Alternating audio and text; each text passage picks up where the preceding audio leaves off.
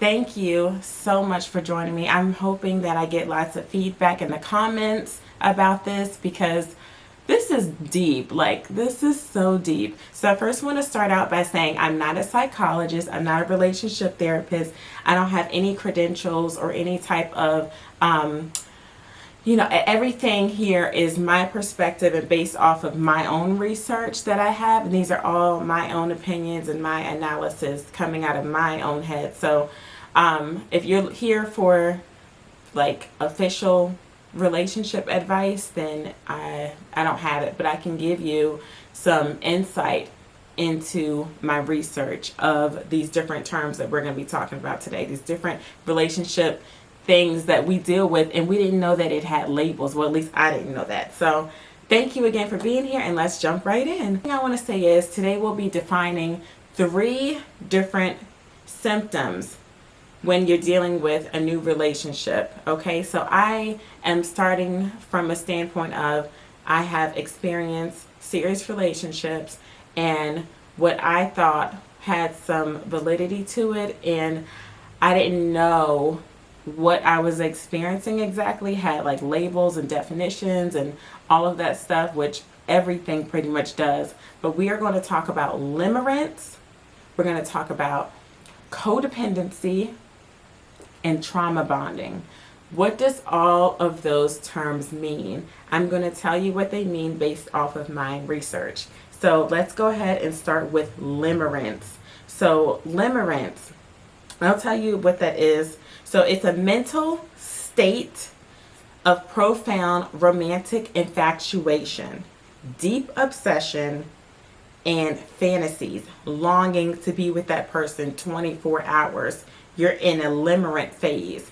Limerency, according to psychologist Dorothy Tennove in the 70s, can last anywhere between 3 months to 36 months, or even longer. Some people have excessive limerence, and you just create this fantasy about this person, and you have made them your limerent object. And you fantasize about them, you long to be with them, even if the feelings are not reciprocated. It's like an obsession. It's almost like OCD of a human, of a person, of a idea of being with a person. So I would say like this for me, I've definitely experienced limerency in my past relationships. I didn't know that I was experiencing that, but I was, and just seeing what this means, I'm like, oh my God, this is crazy. Like, there's a name for what I was experiencing, and I didn't know what it was. For me, I define love based on a biblical standpoint. So my definition of love is defined by 1 Corinthians 13, 4-5. So love is patient, love is kind, it does not envy, it does not boast, it is not proud, it does not dishonor others, it is not self-seeking, it is not easily angered, it keeps no record of wrongs. That is what I define love as. So if it doesn't measure up to that, to me, then it's not love. And I haven't always been defining love like that. I used to think it was like,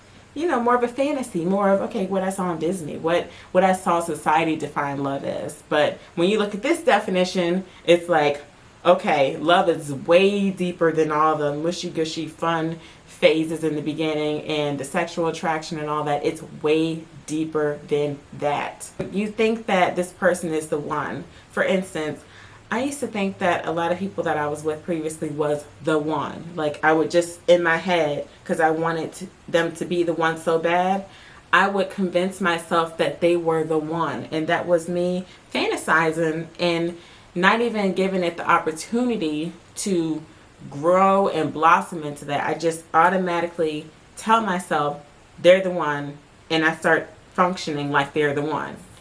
That's limerence.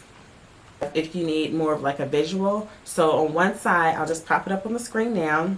Limerence, they have obtaining affection, testosterone, dopamine, and adrenaline chemicals. So this is the chemicals in your brain.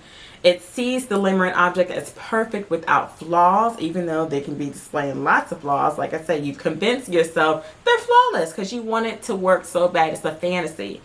And you have drink your own Kool-Aid, like, okay, this is who they are, and I'm going to make them into that. Stress and frustration due to lack of commitment. Mind games. Limerence is mind games. Like I say, you're having some type of chemical reaction and you're just making this person into something that they're probably not, because you want them to be that so bad. Limerence, cannot stop thinking about your crush. You're just distracted by them. You think about them all the time. You all can relate to that. If you've ever been in a relationship or ever had a crush on someone, it's like, how do you shake this? And you can't, because you're obsessing over them. So on the other side of the chart, they give what they define, whoever the author is of this article in this chart, what they define as love. So giving affection, oxytocin is similar common chemicals. They define as love, sees the lover's flaws but accepts them. So they're saying that limerence is, like I said, it blinds you. It makes you ignore or just ride right on past those red flags. You don't even see it. Calm and relaxation in a solid relationship. So in love, it's not frustrating, it's not stressful, it's gentle, it's calm, it's patient. Going back to 1 Corinthians, it's patient. Okay, clear communication. Clear. It's no confusion as, oh, are we together? Are we not together?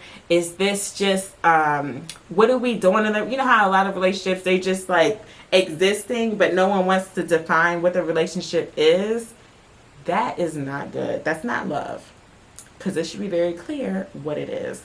Love can stop thinking about the lover whenever needed. So it's not an obsession. You can focus because you're secure in that individual. You're secure in your relationship. So you're able to come back and forth, focus on them, focus on what you need to focus on, and that's it. So codependency. Let's move on to codependency. So according to the mentalhealthamerica.org website, it is an emotional, behavioral condition that affects an individual's ability to have a healthy, mutually satisfying relationship. It is also known as a relationship addiction because people with codependency often form or maintain relationships that are one-sided, emotionally destructive, and or abusive. So this site is amazing. It breaks down what codependency is and how does codependency affect? What does it do? And what is a dysfunctional family and how does it lead to codependency? So this starts early in the childhood. Okay, how do codependent people behave? Okay, so codependents have low self-esteem and look for anything outside of themselves to make themselves feel better. Anything outside themselves. They find it hard to be themselves. Some try to feel better through alcohol, drugs, nicotine, sex, anything, compulsive disorders, workaholism, gambling. All of that is the behaviors of a codependent individual. So here's some characteristics according to the Mental Health Association of a codependent person: an exaggerated sense of responsibility for the actions of others, a tendency to confuse love and pity. With the tendency to love people, they can pity and rescue. Do you hear that? That's codependency. This is crazy. A tendency to do more than their share all the time. A tendency to become hurt when people don't recognize their efforts. An unhealthy dependence on relationships. The codependent will do anything to hold on to a relationship to avoid the feeling of abandonment. An extreme need for approval and recognition. A sense of guilt when asserting themselves, a compelling need to control others, lack of trust in self and others, fear of being abandoned or alone. This is so crazy, I'm telling you. Difficulty identifying feelings, difficulty adjusting to change, problems with intimacy, boundaries, issues with boundaries, chronic anger, lying, dishonesty, poor communication, difficulty making decisions. And then they have a questionnaire about are you to see if you meet these conditions of being a codependent.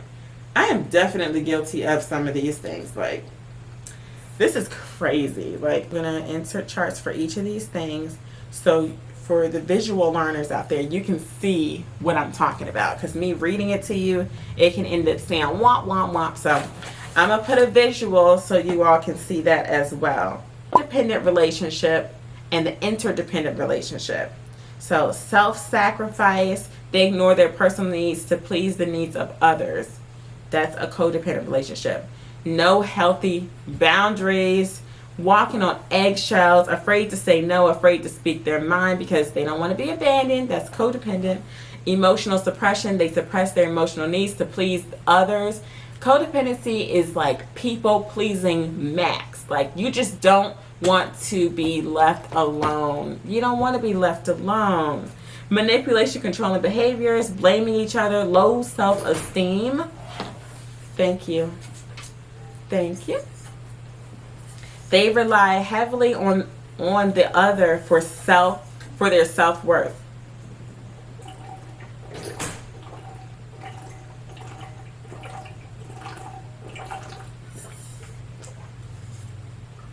Ooh, excuse me.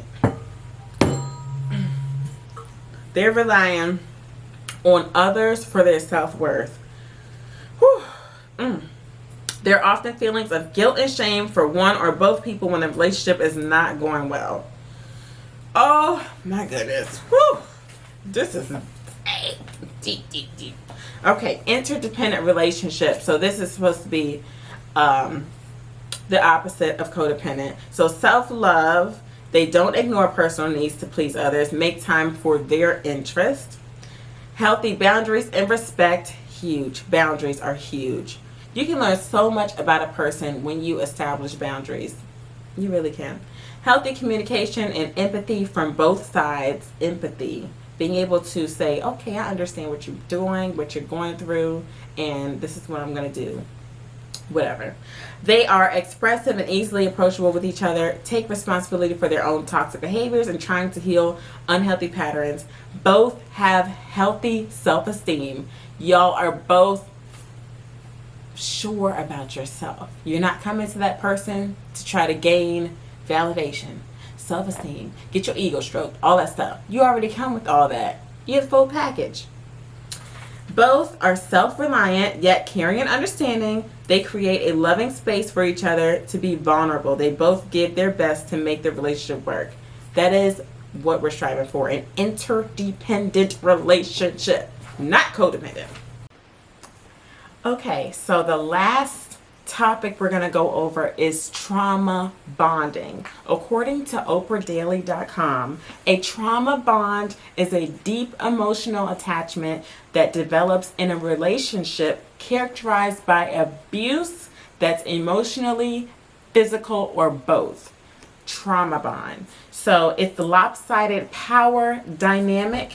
The abuser maintains control through a variety of tactics that ultimately make the abused person believe that ending the relationship is terrifying or even impossible. That's another thing, trauma bonding. And, you know, a lot of these different relationship traumas can be also in the realm of narcissism as well, which we're not going into today. But, here we go. The signs can sneak up on you. We hear about it all the time with narcissists, but the nature of a trauma bond is usually that it's fast and furious. So it begins with the intense romantic attraction, love bombing, regardless of whether a trauma bonded relationship is romantic in nature. Both have common red flags to watch out for. So in a trauma bond, the abuser might outwardly seem very charming, similar to a narcissist, veer unpredictably between emotions, so the whole roller coaster of emotions, blame you for their shifting mood swings, find ways to isolate you from family and friends, fail to follow through on promises, including vows to treat you better. This is what the abuser could be displaying if you have experienced a trauma bond. You might find yourself making excuses to minimize or deny things the abuser does, using mode-altering substances to cope, such as alcohol, growing numb to the emotional or physical abuse, effectively normalizing it, changing behavior to avoid setting off the abuser, lying to loved ones about aspects of your relationship. Oh, this is terrible. I'm going to put in another chart here. If you find yourself in any of these types of instances, it's so important to self-evaluate and realize that you are worth more. There's exit plans to get out of these types of toxic relationships. You don't have to stay in anything. There is an escape from all of these things. And I feel like talking about it starts that escape. Talking about it and realizing that, all right, this is not something that I'm just being paranoid about or that I'm making up in my head. There's terms, there are studies. Your feelings are valid if you're noticing this stuff, or if you are a victim or the abuser, then we need to really self-evaluate and say, all right, let me step back and figure out, what am I doing? Am I being limerent? Am I codependent? Am I in some type of trauma bond? Because these are not good relationships to be in at all. I'm sure we have all experienced some form of all of these things that I talked about. But yeah, continue to do research on it. This just was a quick video to touch on these topics. I can go more into depth if you all are interested in that. Leave it down in the comments. Engage with me. Let's talk about this, because I really am curious to know if you all have heard of this stuff, if you have or not. But I hope that this brought some insight to you, and I'm going to leave it off on that note, and I will talk to you all in the next video. And once again, thank you for logging on and clicking onto my channel. I really appreciate it. And if you're not a part of the Molly Vlog Squad, I would love to have you hit the notification bell, the like, and all of that, because that helps YouTube to pull my video up and give me some exposure. And that's what I need. I need to have my video enhanced. I need it to be exposed so then people can discover me on YouTube. So thank you so much, and I'll talk to you all next time. Bye.